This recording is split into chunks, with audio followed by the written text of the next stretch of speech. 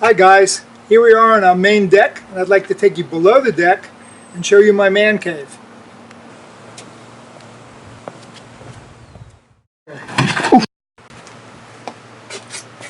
I found a storage area filled with items left over from the house construction, and I said I could do something fun with this space. Come on in.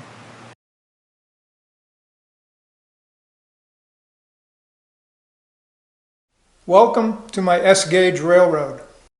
This video will provide an overview of the layout, briefly explain how it all started, focus on working accessories and structures, show trains in action, and highlight future plans. The layout is four-sided, approximately 12 feet per side. Surrounding the scenery on the table is a backdrop photo of a Pacific Northwest valley and the nearby mountainous region. The layout depicts the poorly managed spur line of the Southern Pacific conglomerate in the summer of 1959. The railway serves the local logging community, delivering rough-cut timber to finishing mills and sawn wood to local manufacturers and builders. It provides transportation of cattle and hogs and the resultant beef and pork products. It delivers regional fruit to large markets like Seattle and Portland. It also provides passenger service for West Coast travelers and migrant workers. And some of you know that I collected HO train equipment for 40 years with the idea of building a layout when I retired.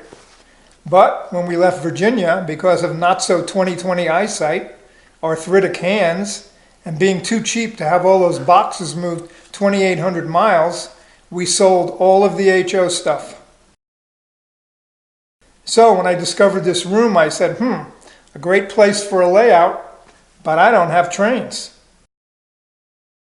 Hold on, I still have my American Flyer trains from when I was a kid in the 40s and 50s. My goal then became to use the American Flyer Toyz as a basis for an operational S-gauge layout in a realistic setting. How did I get to this point? I started with a bare room under our kitchen, excavated some of the granite, added a floor using 2x4s and plywood, had the HVAC ducts relocated to improve headroom, insulated and walled in the space,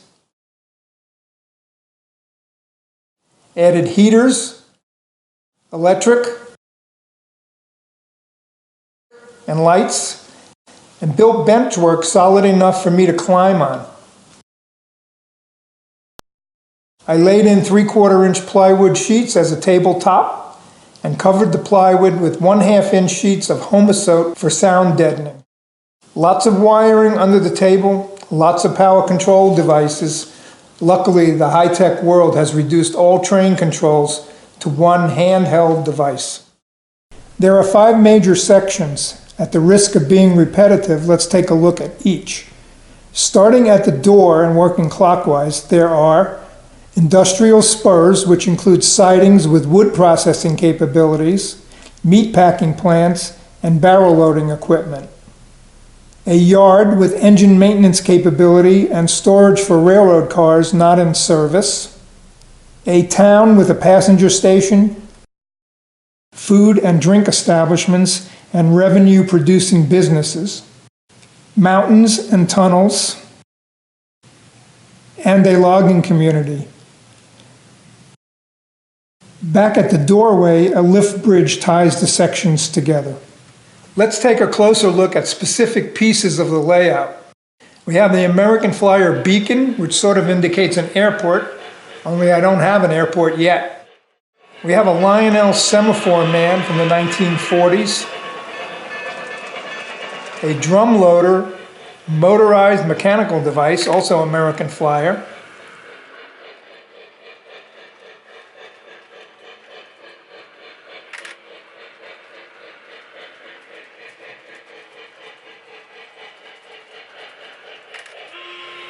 American Flyer sawmill, cuts wood. The crane man delivers slabs to a freight car from the 50s. I added details such as a generator, trucks, 2x4s, sawdust, and stacks of plywood. To the right of the sawmill is Lehigh Lumberyard. Behind that, we have the iconic American Flyer Stockyard. The motor vibrates a mat, and Velcro on cows cause rotational motion. I have a pig pen next to the stockyard, and the pen is a BTS model configured to fit in that space. Next, we have a water tank. Simulates water into a tender, which after it's heated by a coal fire, provides steam for the locomotive. That's actually a 1940s accessory. The Hudson sitting in front of it is a 464 steam engine, and it's adding water as it sits idling. It was my first engine in 1948. By the way, 464 refers to the engine's wheel arrangement. 4 wheels on the leading truck, 6 driving wheels, 4 wheels on the trailing truck. The leading and trailing trucks provide stability and bear some of the engine's weight, and of course the drivers supply power. All of the early American Flyer locomotives, rolling stock, and accessories were created by the A.C. Gilbert Company. A.C., from Salem, Oregon, won a gold medal in pole vaulting at the 1908 Olympics in London, and went on to become a famous inventor and toy manufacturer. Also sitting in the yard are a 462 Pacific locomotive and a 080 switcher. Next is the American Flyer Light Stanchion in the yard area. It provides light for the night crew. And in the yard, SP, Southern Pacific, has stored some cars not currently in service, especially track work cars, including a tin plate crane from the 1930s. I added the river embankment to serve as a transition from the backdrop scene to the scenery on the table. Next is a custom-made passenger station, longer than most. Note the extra details: the phone booth, the hydrant, the sign.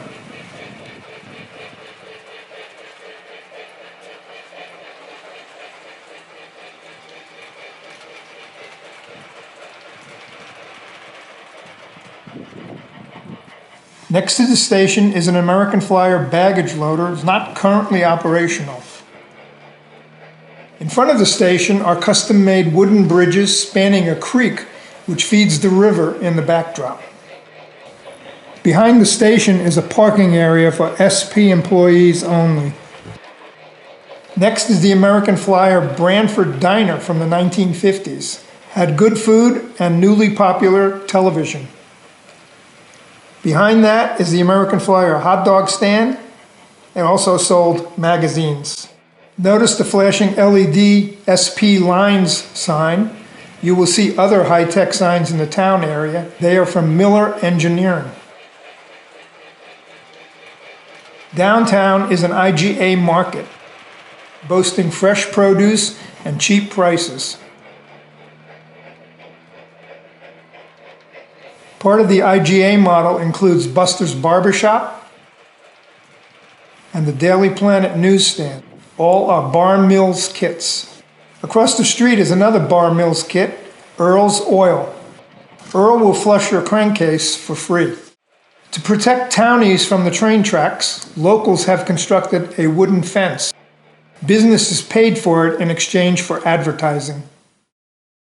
Miracle Chair, a Mount Blue Model Company kit, depicts an end-use industry in town. It uses the rough-cut timber from the logging area, which has been planed by the sawmill and lumberyard, to build pre-ergonomic chairs. Next is Nella's Grocery, a finest kind kit. Nella's also serves as a local post office. To the right is Soliner's Tavern, also a Bar Mills kit. Note the Jesus Saves sign and the Ballantine beer sign.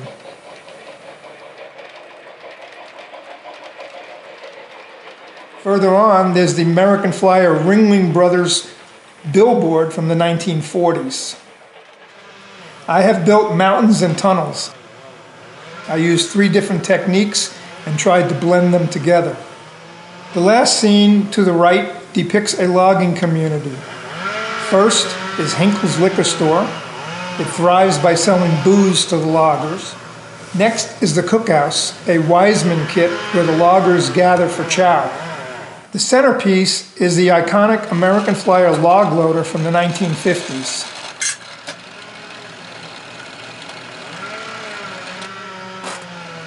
It's neat how it loads 3 logs on a car and sets the third one on top of the other 2.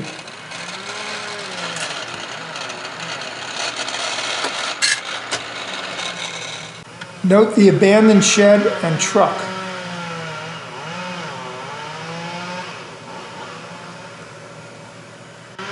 And somewhat hidden is McCabe's powerhouse. It's a BTS kit. It digests sawdust to power generators which provide electricity to the log loader. By the way, that took more than 25 hours to build. We are now back at the lift bridge, custom made by Stainless Unlimited. Now that you have an idea of the layout and its pieces, let's take a few minutes to watch trains in action. First is the Southern Pacific Y3B 2882 articulated steam engine. It was great for heavy loads in mountains, but not so great in tunnels. Roger that. Cleared outbound. Out.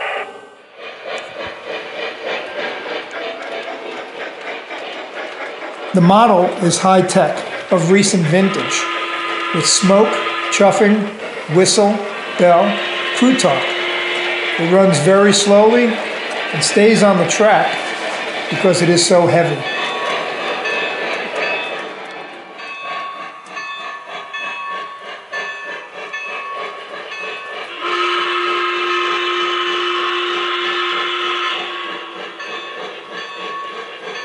It's pulling a string of refrigerator cars, or reefers, carrying wine, fruit, meat, and cocoa.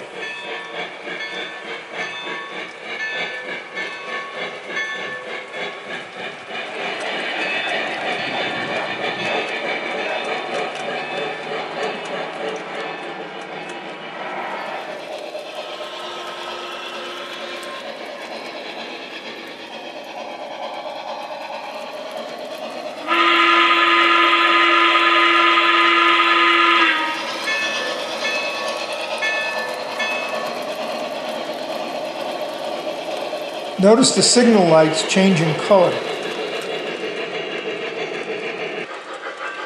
As the Y3B completes its loop, a second freight train comes into view. It is headed by a Southern Pacific Mikado, or Mike, 282. It's hauling freight. The model is from a 2005 production run with smoke and sounds.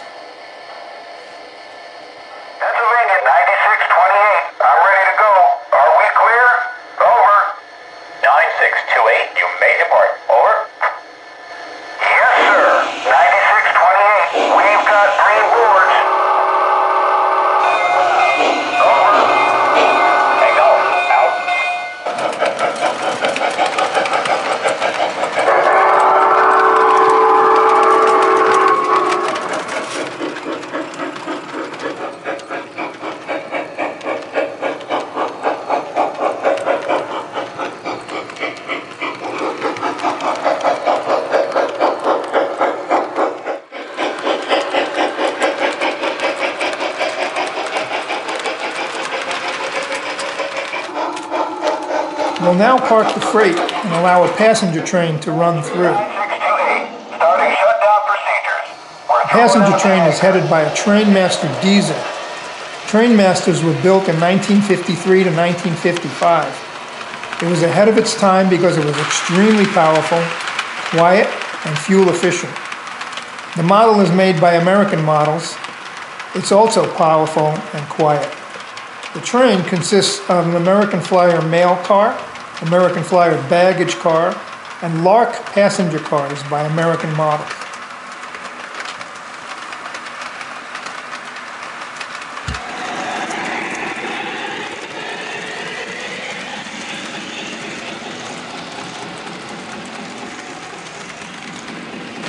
As the passenger train heads to its destination, the two freights are eaten up track to deliver the goods.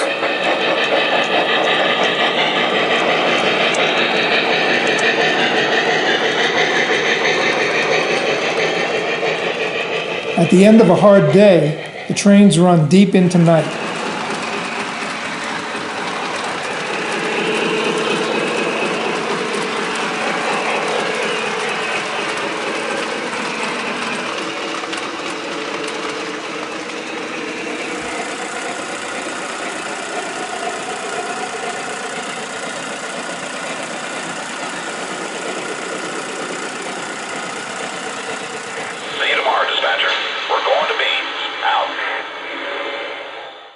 This layout is a work in progress.